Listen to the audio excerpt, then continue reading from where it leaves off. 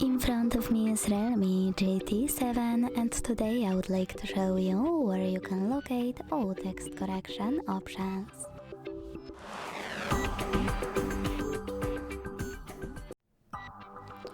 Begin by opening Devices Settings and scrolling all the way down right away. Now select System and Update, Keyboard and Input Method,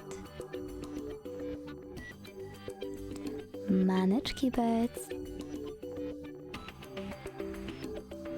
and finally Gboard.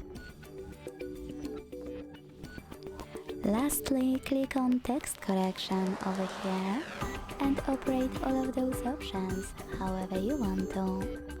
One of those options is called Show Suggestion Strip. If you want to, you can click on gray switcher next to it to activate it. Then launch your keyboard and access text correction options much faster by clicking on this gear at the top of your Gboard.